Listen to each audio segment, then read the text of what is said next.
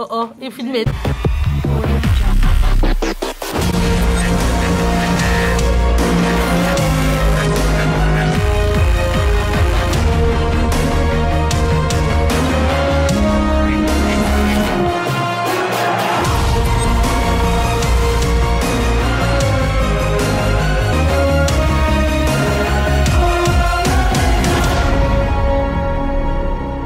Mais là où nous qu'à prier, l'Éternel est mon berger. Je ne manquerai de rien. Il me conduit, il me fait reposer dans de verts pâturages. Il me conduit près des eaux paisibles. Il restaure mon âme. Il me conduit sur le chemin de la justice. Et là où nous qu'à lire ça, lorsque nous lisons ça. Mais c'est important de savoir comment le Seigneur nous conduit. Comment le Saint-Esprit nous conduit. Parce que si tu ne comprends pas le langage du Saint-Esprit, comment il va te conduire? Parce que il est gentil ou je ne sais pas pour quelle raison. Mais je peux vous dire, c'est comme si vous rentrez dans un avion dont vous savez que le pilote n'est pas qualifié ni diplômé, mais vous entrez dans l'avion pour le faire plaisir. Vous mettez votre vie en danger. Et l'habitude de demander aux gens comment Dieu t'a dit. Vous avez droit. Dieu m'a dit. Dieu m'a dit. Posez-leur la question comment Dieu vous l'a dit. Et vous allez voir, la plupart des gens vont commencer à bégayer. Ils ne peuvent pas prouver.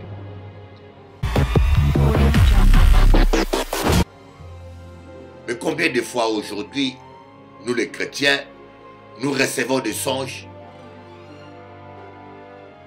que nous ne respectons pas.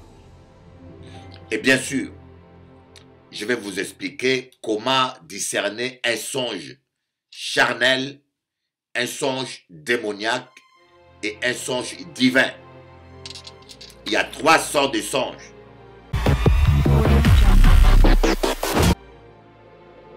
Voilà pourquoi dans Éphésiens, l'apôtre Paul dit « Et je prie que Dieu vous donne un esprit de sagesse et de révélation. » 2 choses. Je prie que Dieu vous donne un esprit de sagesse et de révélation. C'est par la sagesse que nous arrivons à discerner des fois les songes qui viennent de Dieu ou du diable ou de la chair.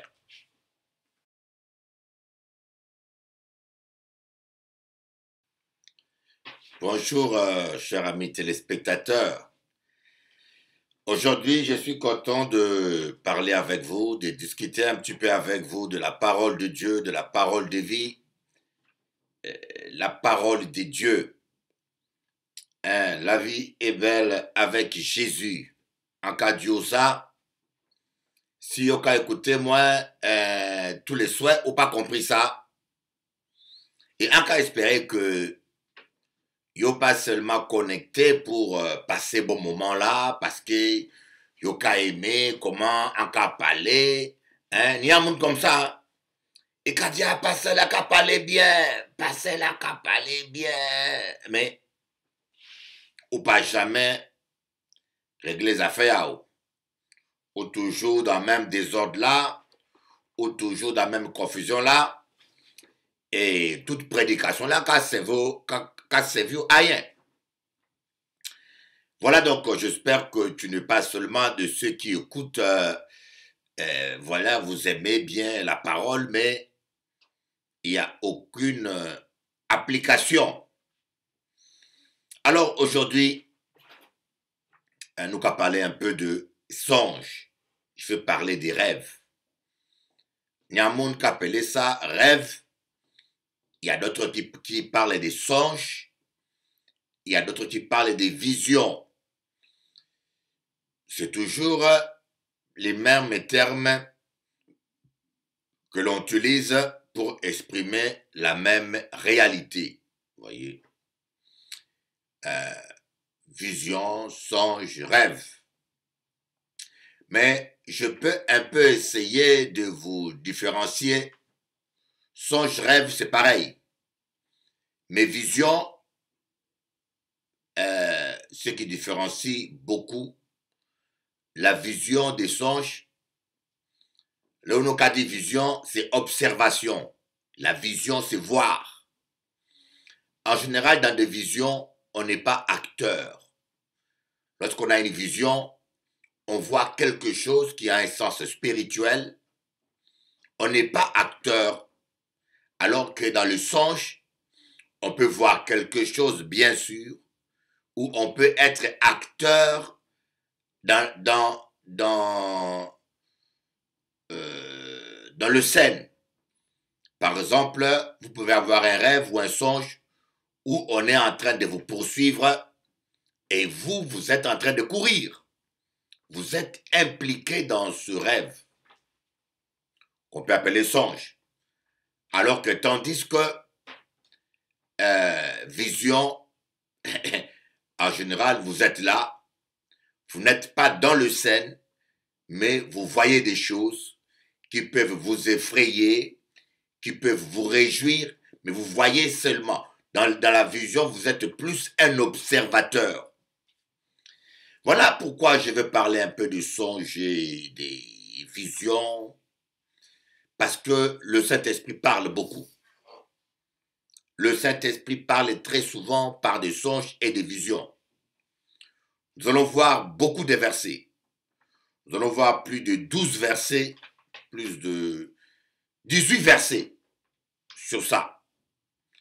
C'était tellement compliqué que je fais un montage spécial où je vais d'abord vous présenter ces versets. D'accord?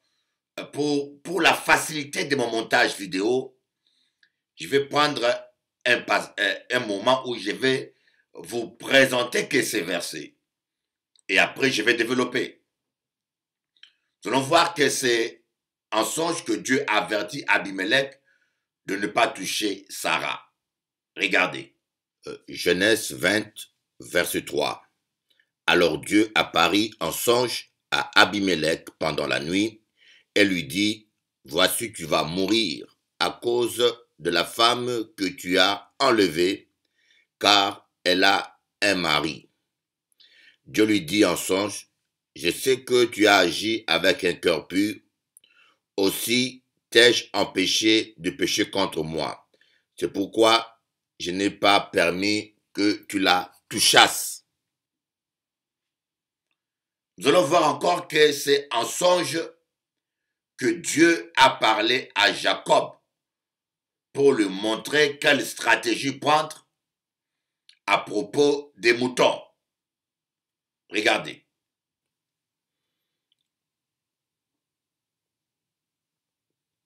Genèse 28, verset 12. Il eut un songe, et voici une échelle était appuyée sur la terre, et son sommet touchait au ciel. Et voici les anges de Dieu montaient et descendaient par cette échelle. Genèse 31, verset 10. Au temps où les brebis entraient en chaleur, je levai les yeux et je vis en songe que les boucs qui couvraient les brebis étaient rayés, tachetés et maquettés. Nous allons voir aussi, Dieu avertit Laban, c'est en songe que Dieu a averti Laban de ne pas embêter Jacob. Écoutez. Nous allons voir Genèse 31, verset 11.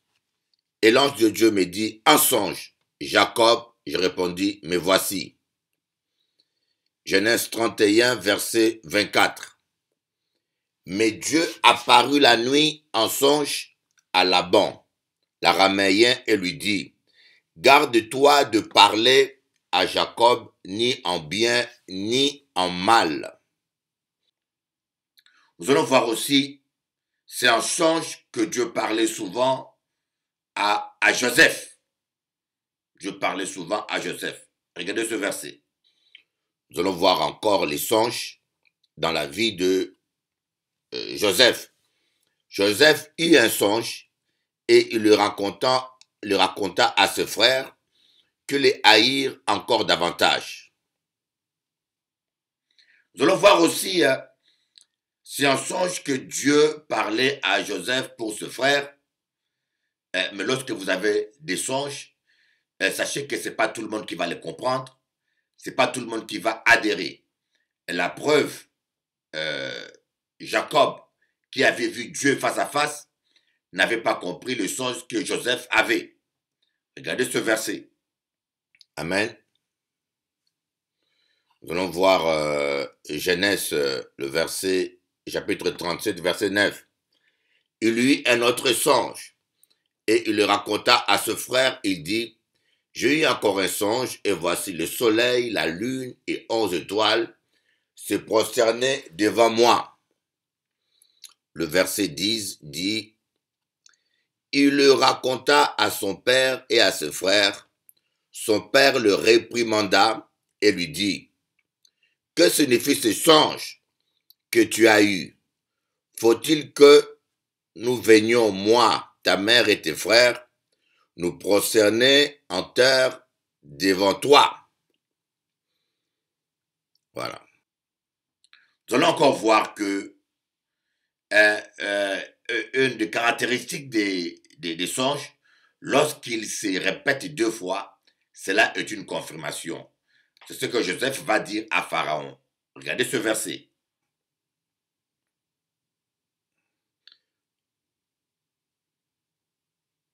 Nous allons voir Genèse 40, verset 8. Ils lui répondirent, nous avons eu un songe. Il n'y a personne pour l'expliquer. Joseph leur dit, n'est-ce pas à Dieu qu'appartiennent les explications? Racontez-moi donc votre songe.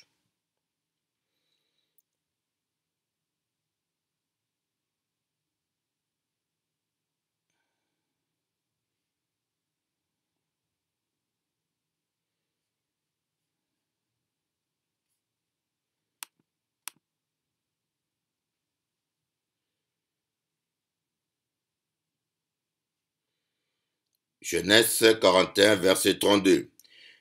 Si Pharaon a vu le songe se répéter une seconde fois, c'est que la chose est arrêtée de la part de Dieu et que Dieu se hâtera de l'exécuter.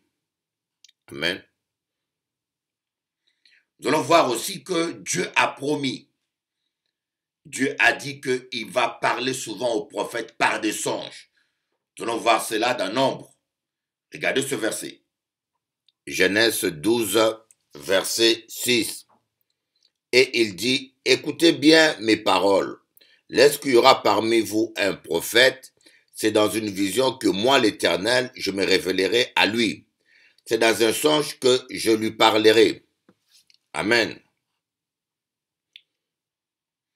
Nous allons aussi voir que Dieu a parlé à Salomon en songe. Dieu parle au roi en songe. Un roi, nous allons voir le verset. Regardez.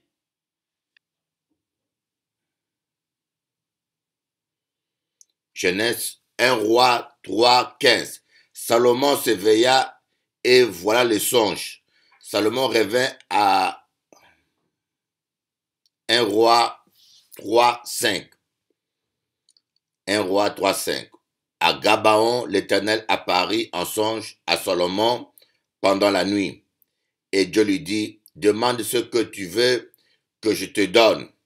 Salomon s'éveilla et voilà le songe. Salomon revint à Jérusalem et se présenta devant l'arche de l'alliance de l'Éternel. Il offrit des holocaustes, des sacrifices d'action de grâce. Il fit un festin à tous ses serviteurs. Nous allons aussi voir que Dieu parlait des songes à Jérémie.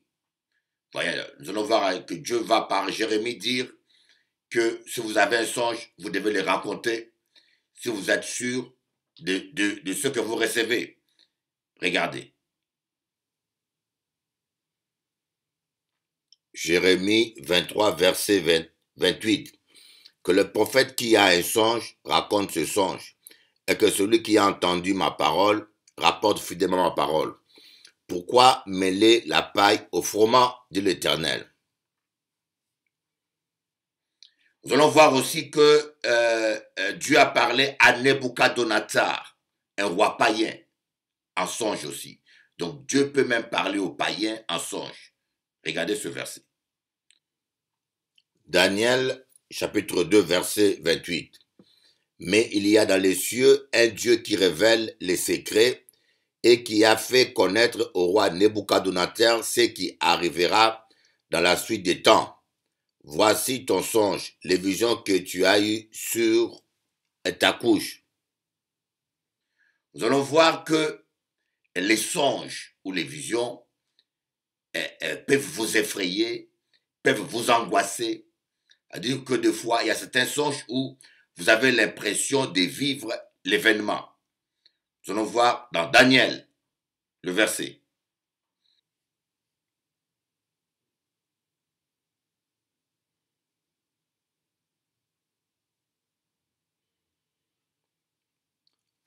Daniel 4, verset 5. J'ai eu un songe qui m'a effrayé. Les pensées dont j'étais poursuivi sur ma couche et les visions de mon esprit me remplissaient d'épouvante. Amen.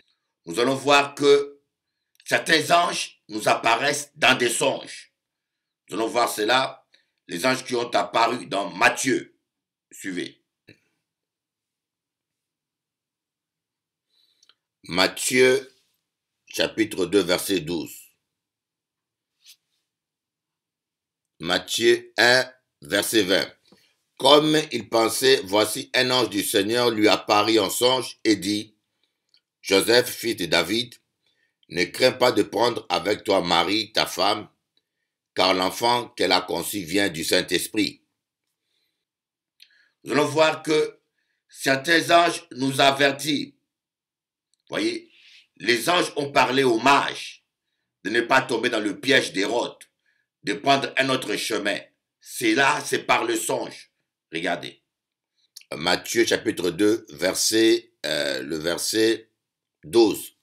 Puis divinement avertis en songe de ne pas retourner vers Hérode, ils regagnèrent leur pays par l'autre chemin. Nous allons voir aussi que c'est par un songe que Dieu a dit à Joseph de prendre la fuite avec l'enfant Jésus qui était en danger à cause de Hérode. Regardez.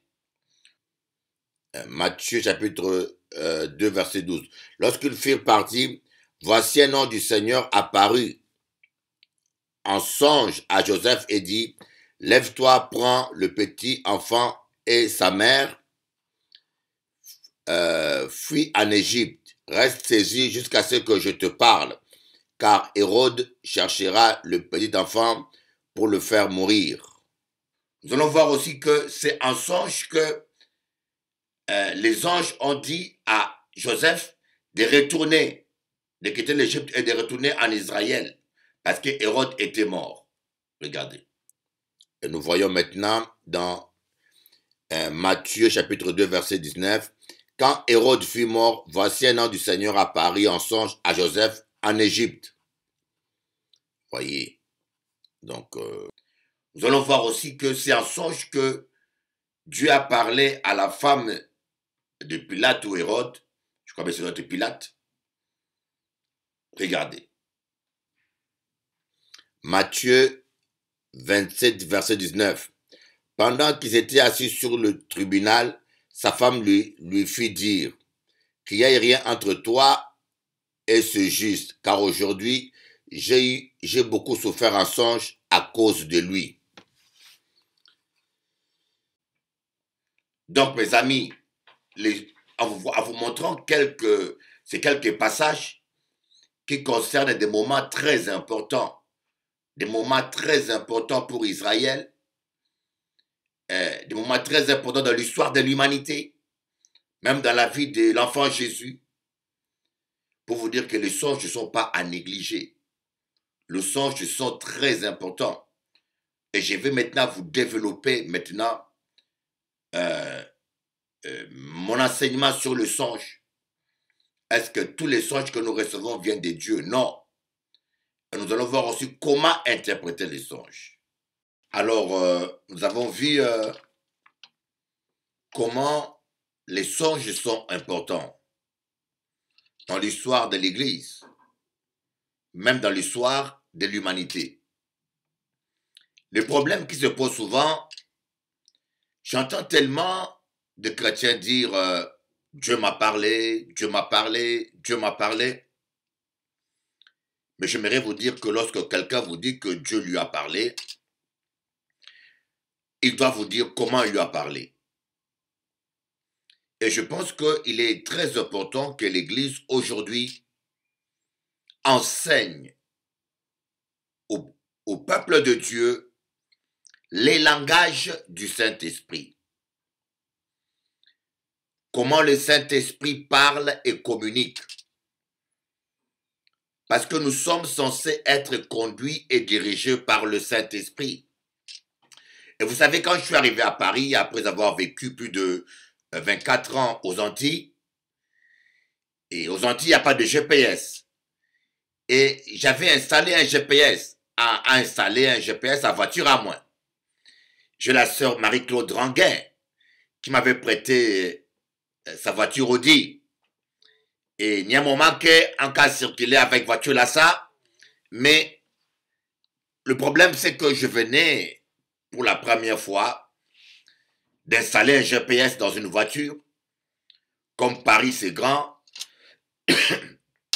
j'avais besoin de conduire avec un GPS. Et là, moi, parti, lorsque je suis parti, et je ne comprenais pas bien le GPS. À pas comprendre le GPS, parfois, je place ça dit, dans 100 km, sortez à gauche. Des fois, il a dit dans 200 km, sortez à gauche. Et moi, j'ai calculé 200 km, et parfois, en cas sorti avant la sortie même. Parce qu'à pas comprendre le langage à GPS là. Et des fois, GPS a dit, dans 400 km, prenez à droite. Et dans tête à moi, en cas calculé 300 km, et parfois, en cas sorti avant 300 km, en cas sorti à 200 km. J'expliquais que parfois le GPS disait, dans 300 km, est sorti à droite. Mais moi, dans ma tête, je calculais 300 km. Et parfois, j'étais à 200 km. Et quand je voyais une sortie, je sortais avant la sortie elle-même. Le résultat, je me perdais tout le temps. Je me perdais tout le temps, je peux vous dire. En pédou, ça, en souffert en l'eau. Parce que lorsque vous êtes sur l'autoroute et que vous vous trompez de sortie, il faut faire un grand raccourci des fois pour retrouver les chemins qui duraient 45 minutes, duraient 1 heure, 1h30 pour moi. Jusqu'à ce qu'à un moment donné, j'ai compris que il faut sortir lorsque le GPS dit sortez. Quand il vous dit dans 100 km, dans 400 km, il faut prendre à droite ou à gauche, il vous avertit déjà de décélérer, de vous préparer. Mais lorsque la sortie est prochaine, il vous dit sortez.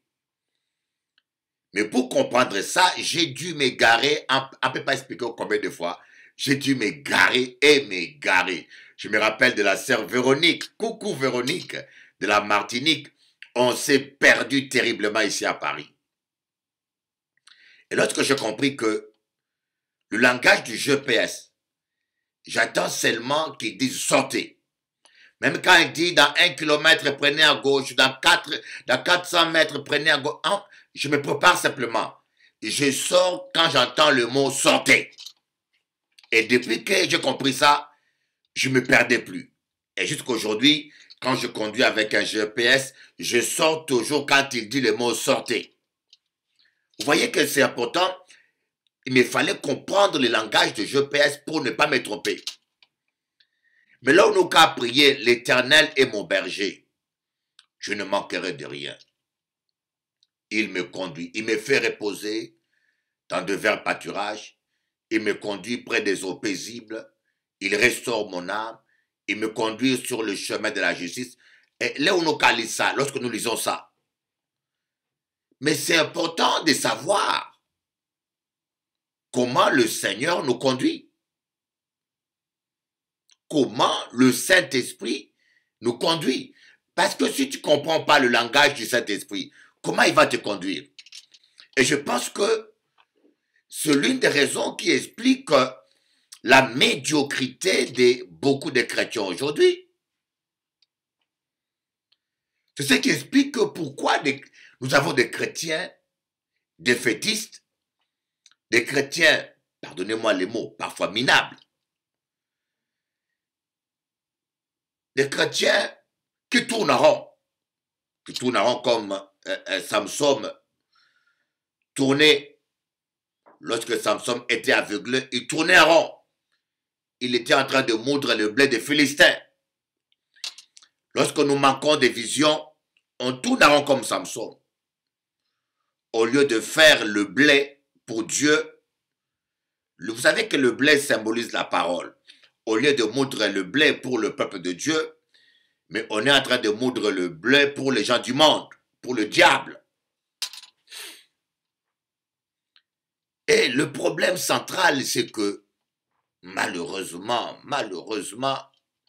et Ampédjoussa, ne perdez pas le temps dans une église de quelqu'un qui n'a pas d'enseignement, qui n'est pas appelé au ministère. C'est comme si vous rentrez dans un avion où le pilote n'est pas qualifié. Quand vous allez dans une église où le pasteur n'est pas d'abord ordonné, vous allez dans une église où le pasteur n'est pas ordonné, et vous rentrez là-dedans, et vous allez parce qu'il est gentil, vous allez parce que il est gentil ou je ne sais pas pour quelle raison, mais je peux vous dire, c'est comme si vous rentrez dans un avion dont vous savez que le pilote n'est pas qualifié ni diplômé, mais vous entrez dans l'avion pour le faire plaisir. Vous mettez votre vie en danger. C'est votre responsabilité. N'allez pas dans n'importe quelle église. Aujourd'hui, tous les chômeurs se font passer pour des pasteurs. Je ne sais pas pourquoi nous, les Africains, nous prenons l'œuvre de Dieu pour un business. Regardez les Chinois. Ils ne font pas d'église, ils font des restaurants. Ils arrivent à travailler. Hein? Les Arabes, ils font des petits magasins, 7-7, ils créent un travail, ils arrivent à se débrouiller. Mais pourquoi nous, les Africains, nous devons prendre la religion comme un business?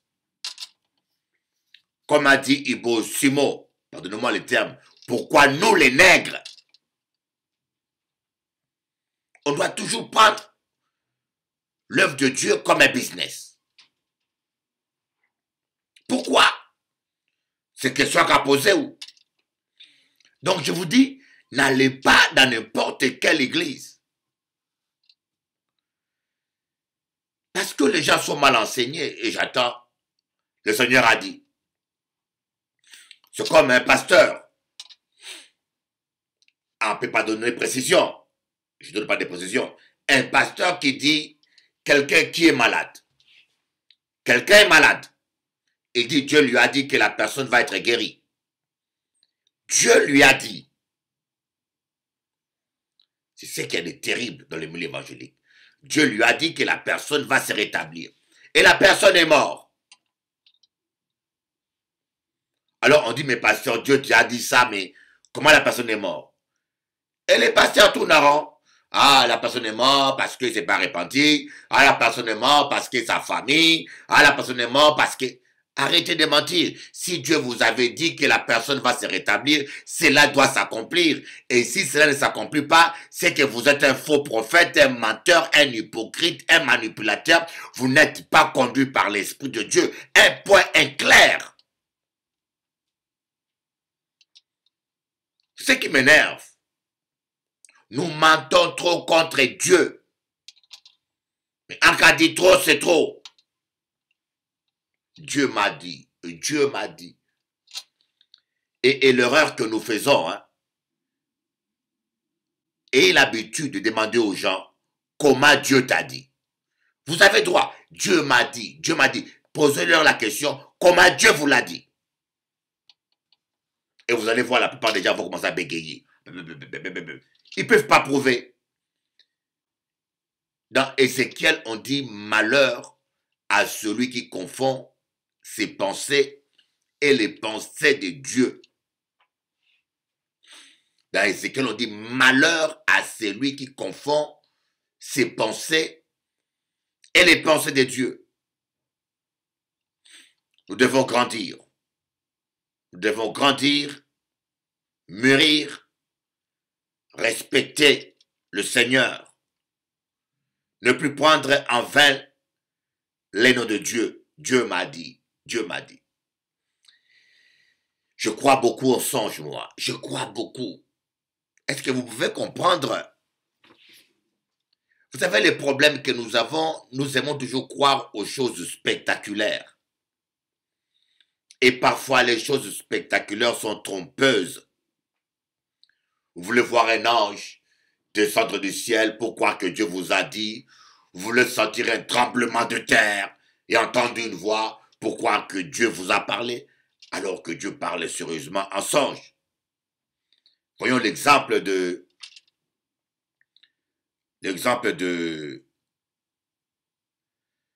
Joseph. Joseph était le père de l'enfant Jésus. Et Joseph n'a pas eu une apparition angélique. La première fois, on a vu, Marie était enceinte et Joseph voulait répudier Marie. Mais c'est en songe que Dieu lui a dit, ne répudie pas Marie. Et Joseph a obéi. Mais combien de fois aujourd'hui, nous les chrétiens, nous recevons des songes que nous ne respectons pas. Et bien sûr, je vais vous expliquer comment discerner un songe charnel, un songe démoniaque et un songe divin. Il y a 3 sortes de songes. Le songe charnel, qui est le résultat simplement de nos envies. Moi, je me rappelle, quand j'étais tout petit, un soir, je dormais, j'ai rêvé que j'allais pisser. J'ai rêvé que j'allais aux toilettes et j'ai pissé. Et j'ai pissé en songe et j'ai pissé au lit aussi. Pourquoi? Parce que les envies de la chair peuvent produire un songe. Comme la convoitise. Si vous convoitez une femme ou vous convoitez un homme, croyez-moi, il y a plus de chances que vous rêvez au lit avec cet homme-là, ou vous rêvez au lit avec cette femme, ou vous puissiez rêver à une vision avec la personne. Mais ce n'est pas Dieu qui a parlé. C'est le produit simplement de votre physiologie, de votre besoin physique. La chair peut influencer un rêve. Voyez, comme certains rêves sexuels, un homme qui a l'envie peut rêver en train de faire l'amour. Ce n'est pas toujours un mari de nuit. Parce qu'aujourd'hui, il y a des pasteurs qui sont tellement bornés, dès que vous dites que j'ai rêvé que j'étais avec une femme, tout de suite, c'est mari de nuit. C'est complètement faux. Il y a des rêves qu'on appelle, j'ai oublié le terme, et quelqu'un qui est là, qui dort la nuit, qui a des envies, peut rêver qu'il est avec une femme, et sans qu'il ait un mari de nuit. Il faut toujours distinguer. Vous savez, le plus gros problème qu'on a aujourd'hui, c'est le manque de discernement qu'on a dans les églises. Quelqu'un peut être malade sans être possédé. Et quelqu'un peut être malade parce qu'il est possédé aussi. Il y a des maladies qui sont démoniaques, comme il y a des maladies qui sont naturelles. Celles qui sont démoniaques, il faut une délivrance. Celles qui sont naturelles, il faut une guérison. Il y a des gens qui entendent des voix parce qu'ils sont en train de délirer. Et j'aimerais bien expliquer cela. Surtout dans les domaines psychiques, il y a des gens qui sont en train de délirer parce qu'ils n'ont pas dormi, ou parce qu'ils ont fumé un joint, ou parce qu'ils ont bu trop de rhum. Leur nerf a surchauffé, alors ils entendent des voix, ils délirent. Ils voient des personnes qui les agressent. Et parfois, certains chrétiens évangéliques imposent le main et commencent à chasser les démons qui n'existaient pas. Alors que cela fait partie simplement d'un délire psychique. Par contre, il y a des gens aussi qui voient des esprits ou qui entendent des voix qui sont réellement démoniaques. Donc, entre les deux, c'est difficile à discerner. C'est comme entre l'ivraie et le blé. Il n'y a que le Saint-Esprit qui est là pour nous faire discerner ça. Mais comme nous avons beaucoup de gens qui font la délivrance, qui s'engagent, des gens qui s'improvisent pasteurs sans être équipés, ou des gens qui s'engagent dans le ministère sans aucun équipement, et lorsqu'ils arrivent devant de tels cas, ils sont dans la confusion et ils mélangent le tout. Et ils sont dans la confusion et ils mélangent le tout. Et mais je vous dis, quand on parle de songes, moi dans ma vie personnellement, Dieu m'a guidé beaucoup par des songes. J'ai prophétisé à des nations. Et j'ai des prophètes authentiques qui m'ont reconnu comme prophète. Je dis bien des prophètes authentiques. Mais ce n'est pas pour la raison pour laquelle je me fais appeler prophète. Les titres ne mènent à rien. Quand je vois certains rigolos qui disent prophète des nations, vraiment, je ne sais pas pourquoi les frères africains, nous aimons tellement des titres. Est-ce que cela est dû au régime dictatoriaux dans lequel nous avons grandi? En particulièrement les Congolais, Mobutu changeait les titres tout le temps. Demain, il s'appelle maréchal, demain, il est le général, demain, il est le soleil du pays, demain, il est le président fondateur de la République, demain, il est la pensée de la nation. Il changeait tellement de titres. On a grandi dans cette culture tellement que lorsque nous venons à l'évangile, nous ne laissons pas le Saint-Esprit renouveler notre intelligence, nous transformer et nous gardons toujours la logique du monde et en fin de compte, nous copions cela. Dernièrement, je vis un pasteur qui a dit que Dieu lui a appelé à faire une église. Il appelle l'église l'évangile en marche. A dit, oh, mais ils sont devenus tellement fous qu'ils n'ont même pas honte. Hein?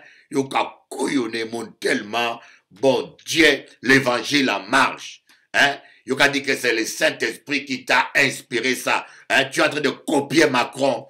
C'est pas vrai. Même si on prend le monde comme couillon là. C'est église, évangile en marche. Maintenant, les églises, la puissance en marche. L'église, l'onction en marche. Mais je dis, mais ils sont malades, ces gens. Vous n'avez pas honte, vous n'êtes pas ridicule. Vous prenez vraiment, vous pensez vraiment que les chrétiens sont tellement stupides et couillons qu'ils vont avaler toutes vos conneries là. Et puis le gars dit, ah, c'est le Saint-Esprit qui m'a dit ça, avant même que Macron crée la République en marche, c'est le Saint-Esprit qui m'a donné ce nom-là, l'Évangile en marche. Et je te dis à toi qui as fait ça, tu es un menteur. Hein? Même quelqu'un du monde va comprendre que tu t'es inspiré ce n'est pas le Saint-Esprit qui t'a inspiré, c'est Macron. L'Évangile en marche.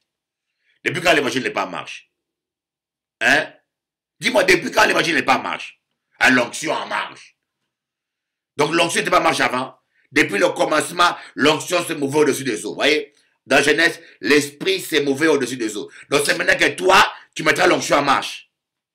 Ah. Parfois, je suis tellement chagriné. Je dis à mes confrères, hein, si vous êtes au chômage, vous voulez faire une affaire, il y a beaucoup d'affaires qui marchent.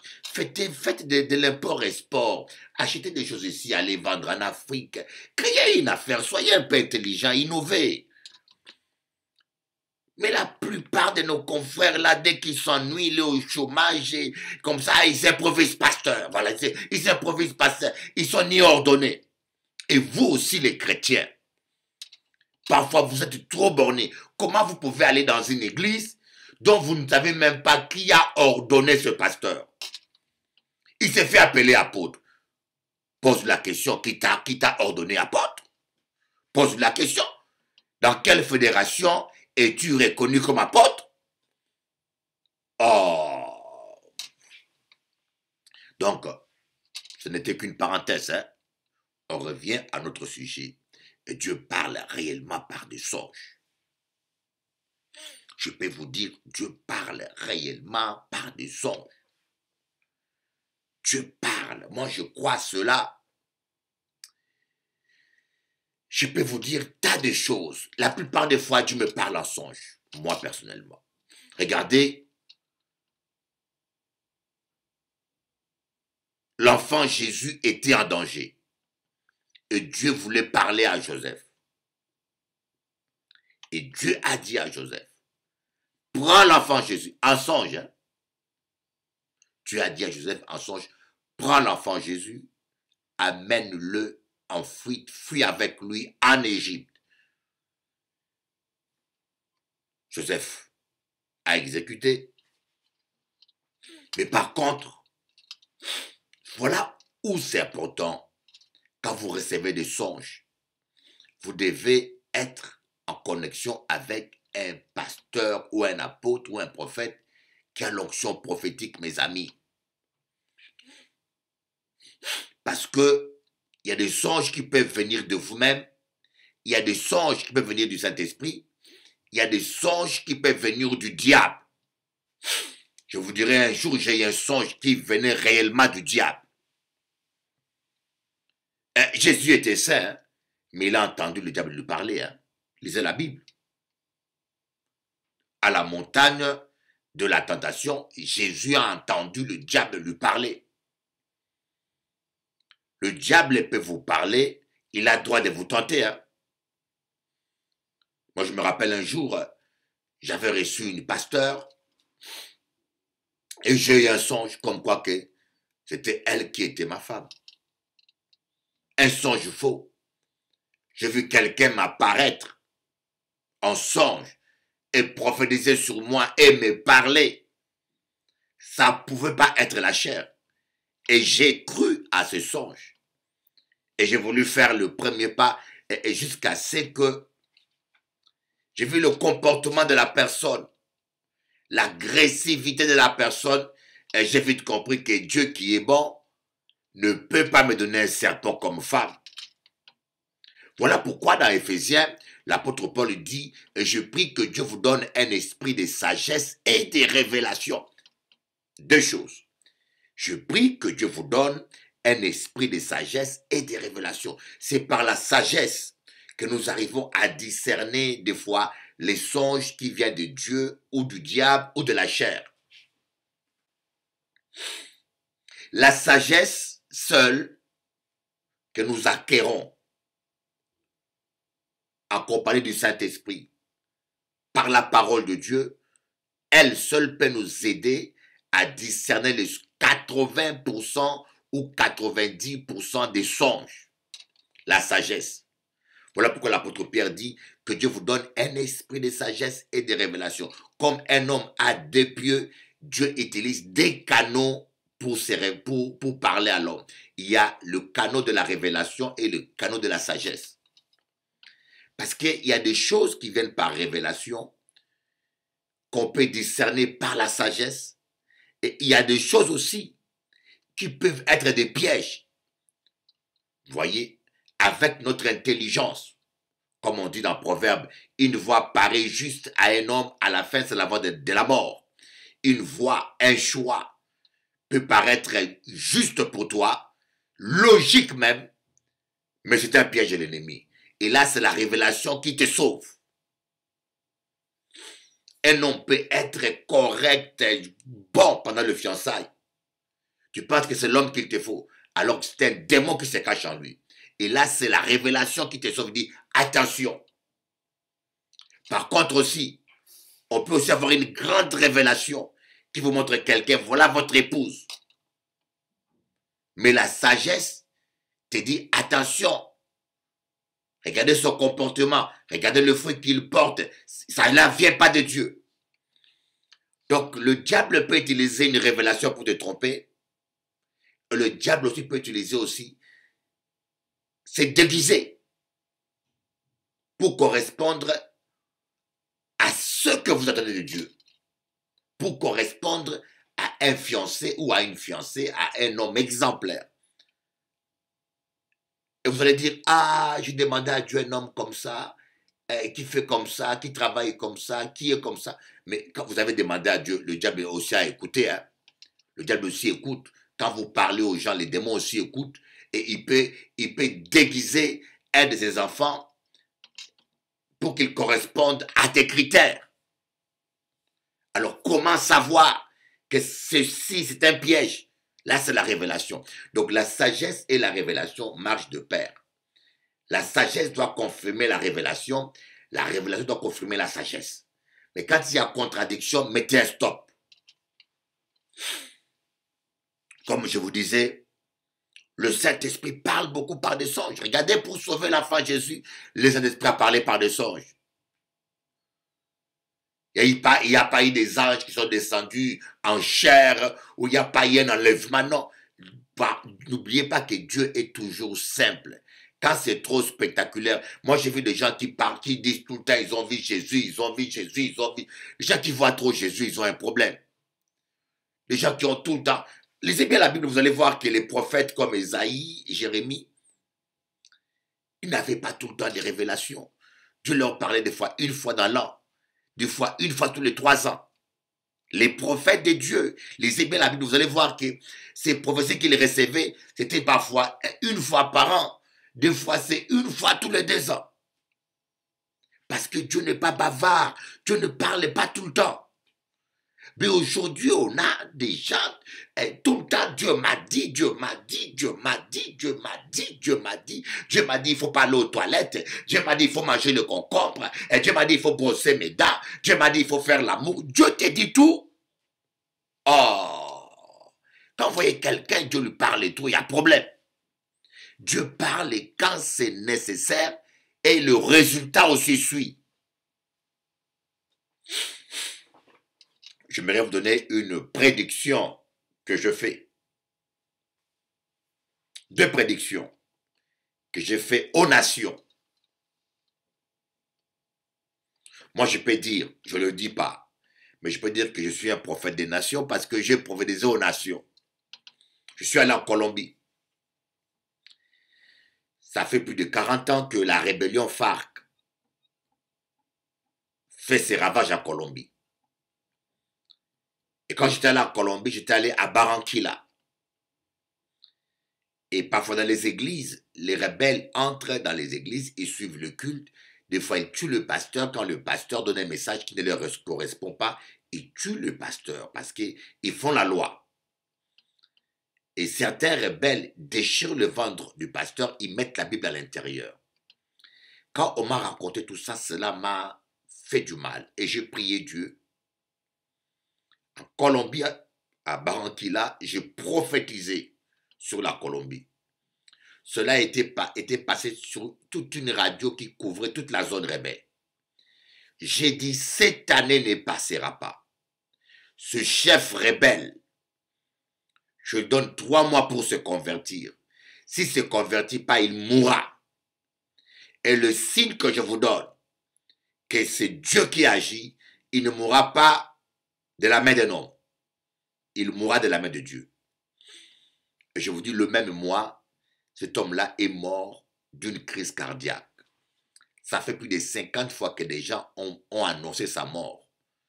Ça n'a jamais marché. Mais ce même mois-là, cet homme-là est mort d'une crise cardiaque. Les rebelles ont caché la nouvelle. Jusqu'à un moment donné, ils étaient obligés de l'annoncer. Ils l'ont annoncé 2 mois après. Et quand ils ont annoncé ça, en Colombie, les gens me respectent. Les gens me respectent. Voyez,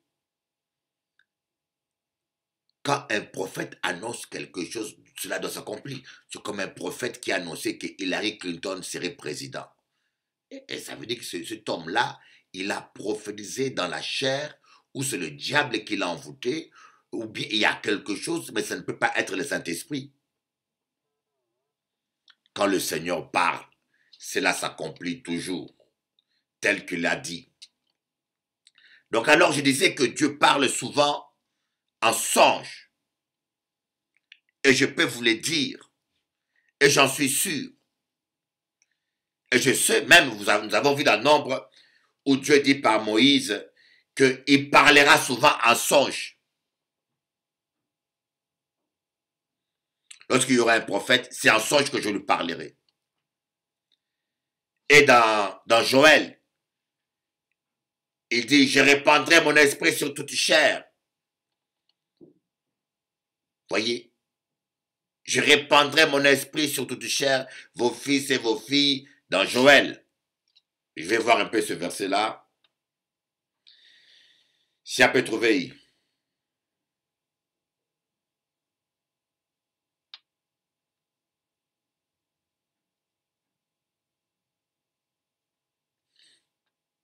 Donc à chercher, hein, vision dans Joël.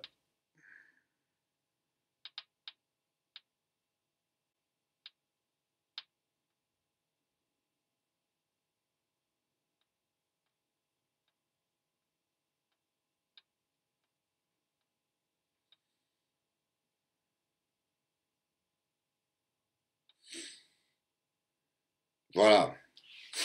Joël, verset 3, chapitre 3, verset 1. Joël, chapitre 3, verset 1. Après cela, je déverserai mon esprit sur tout être humain. Vos fils et vos filles prophétiseront. Vos vieillards auront des rêves et vos jeunes gens des visions. Ah, ça c'est fort. Après cela, je répandrai mon esprit sur toute chair. Vos fils et vos filles prophétiseront. Vos vieillards auront des rêves et vos jeunes gens des visions. Alors, c'est un passage bon, mais j'aimerais vous expliquer. Après cela, je déverserai mon esprit sur tout être humain. Ce verset s'applique aussi au millénium où Jésus-Christ va régner à Jérusalem. Mais cela aussi s'applique pour les nations, à nous, par l'effusion du Saint-Esprit, où le Seigneur va déverser son esprit sur tout le corps du Christ.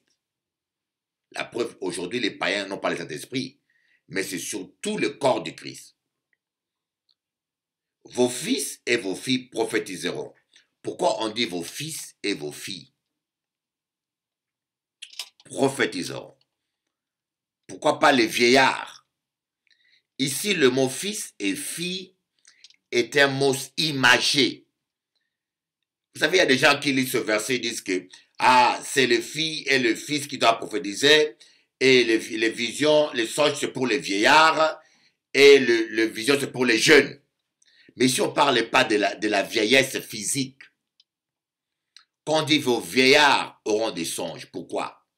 Parce qu'un songe implique la sagesse pour l'interpréter. Et la vieillesse est synonyme de la sagesse. Vous allez voir dans la Bible que Dieu a des cheveux blancs. Cela représente la sagesse. Jésus a des cheveux blancs. Le cheveu blanc, c'est les cheveux de vieux. Ça signifie que c'est quelqu'un qui a vécu, qui a la sagesse. Donc les songes, c'est pour avoir des songes, ça ne te servira à rien si tu ne sais pas les interpréter. Donc les songes exigent la sagesse pour les interpréter. Voilà pourquoi on dit vos vieillards auront des songes. Voyez, un jeune homme qui a la sagesse, il est comparé à un vieillard. Un pasteur, même jeune, qui a beaucoup de sagesse, il est symbolisé par un vieillard. Ce n'est pas la vieillesse de l'âge physique. Ici, on dit vos fils et vos filles prophétiseront. Pourquoi? La prophétie implique une vivacité. Parce que lorsque quelqu'un prophétise, le Saint-Esprit s'est saisi de la personne. Voyez? Le Saint-Esprit s'est saisi de la personne. C'est pour ça que vous voyez des gens qui prophétisent, qui rentrent en transe, certains qui rentrent en transe, ou certains qui bougent. Pourquoi? Parce que le Saint-Esprit saisit la personne et des fois, le Saint-Esprit utilise tous ses sens. Voilà pourquoi ces sens sont impliqués. Et nous savons que le jeûne, La jeunesse, c'est l'âge où les sens sont le plus développés. Quand on est jeune, les sens se développent. Quand on est enfant, les sens se développent. Quand on est jeune, les sens sont à leur maximum de vivacité. Et après, quand on commence à vieillir, on commence à baisser dans ses sens. Donc, comme la prophétie des fois implique la vivacité des sens physiques des fois, c'est pour ça qu'on dit vos jeunes, les gens qui ont des sens bien exercés, prophétiseront. Vous voyez? Il y a de vieux qui sont sensibles au Saint-Esprit et qui prophétisent. Ici, il ne s'agit pas de la jeunesse de l'âge charnel. Ici, il s'agit de la jeunesse spirituelle. Et quand on dit maintenant que vos jeunes gens auront de visions, pourquoi les jeunes gens? Parce qu'une vision exige un bon sens d'observation. Et les enfants, des fois, ils voient, ils ne comprennent pas. Le vieux, des fois, il porte de lunettes. Même dans ce monde, nous voyons que le vieux porte de lunettes, leur vue baisse.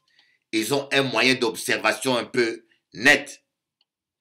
Alors que le jeune gens, ils ont les sens, la vision à son plein potentiel. Donc c'est un verset à prendre vraiment dans son contexte, sinon il n'y a qu'à partir en vrac. Je crois que Dieu parle vraiment songe. Il est temps que nous prenions les songes au sérieux.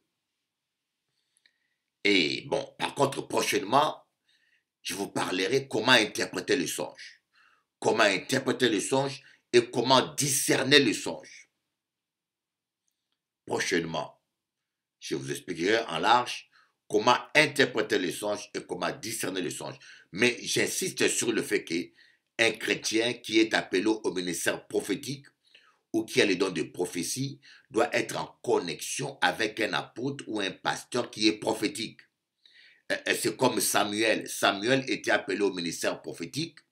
Il était avec le sacrificateur Élie dans le temple, lequel sacrificateur était prophétique.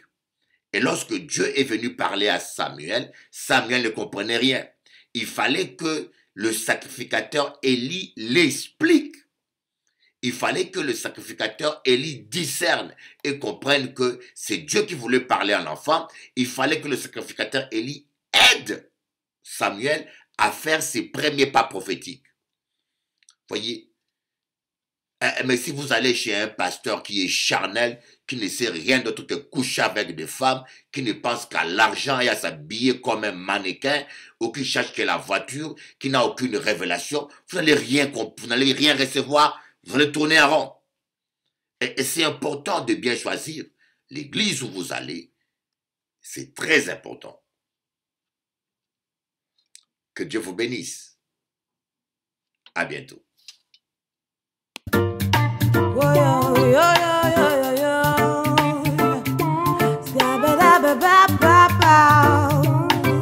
Africa, lève-toi, bats-toi, pour tes droits, bats-toi. Africain, lève-toi, bats-toi, pour tes droits, bats-toi. Congolais, lève-toi, bats-toi, pour tes droits, bats-toi. Africain, lève-toi, bats-toi, pour tes droits, bats-toi. Ne compte pas sur la charité de ces nations hypocrites. Ils vous vendent des armes et vous offrent des cercueils humanitaires. Si tu ne prends pas soin de tes enfants, personne ne le fera pour toi. Réclame tes droits à César, oh Africa. Lève-toi, bats-toi, pour tes droits, bats-toi. Africain, lève-toi, bats-toi, pour tes droits, bats-toi. Congolais, lève-toi, bats-toi, pour tes droits, bats-toi. Africain, lève-toi, bats-toi, pour tes droits, bats-toi. Rely on the charity of the hypocritical nation who sell you away. coffins and no for your coffins. Yeah, why? If you don't take care of your children, nobody will do it for you. Claim for your rights, Africa. Fight for your rights, Africa. Lève-toi, You've got to fight. You've got to fight for your lands. You've got to fight for your rights. You've got to fight for your freedom. Tu dois te battre, Africa. Tu dois te battre pour tes terres. Tu dois te battre pour tes droits. Congolais, lève-toi. Fight for your rights. Fight for your freedom. Yeah, fight for your rights. Yeah, yeah, yeah, yeah. You have to fight for your rights. Africain, lève-toi. Bats-toi. Whoa, whoa, yeah.